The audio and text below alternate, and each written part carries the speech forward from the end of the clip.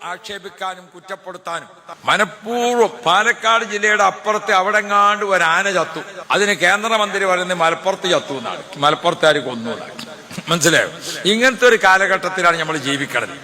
അപ്പൊ ഏതിനും മുസ്ലിംകളെ കുറ്റപ്പെടുത്തിയിട്ട് 16-ാം തീയതി മരിക്കേണ്ട ആ പെണ്ണ് ഇതുവരെ മരിച്ചിട്ടില്ലല്ലോ അല്ലെ?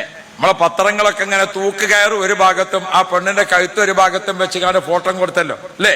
കഴിഞ്ഞ 16-ാം തീയതിയാണ് തൂക്കിലേറ്റേണ്ടത്. അൽഹംദുലില്ലാഹ് ആ 16 മുതൽക്ക് ഇങ്ങോട്ട് ഇന്ന് 10-ാം തീയതിയിലെ ഇപ്പൊ 26 ദിവസം ഒക്കെ ആയുസ് കിട്ടിയോ കിട്ടിയില്ലേ? അത് കാന്തപുരസ്താദ് ഇടപെട്ടിട്ട് തന്നെ കിട്ടിയതാണ്. ബാക്കി നിങ്ങൾ സമ്മതിച്ചാലും ഇല്ലെങ്കിലും അത് മൂപ്പര് ഇടപെട്ടിട്ട് കിട്ടിയതാണ്. പക്ഷെ അത് ഇടപെട്ടത് ഒരു മുസ്ലിമായി, അതും ഒരു പണ്ഡിതനായി, അതൊരു സുന്നി പണ്ഡിതനുമായി. അപ്പൊ പിന്നെ എല്ലാവർക്കും പറ്റാതെ അസുഖമൊക്കെ എല്ലാവർക്കും ബോധ്യപ്പെട്ടുകയാണ് അല്ലെ?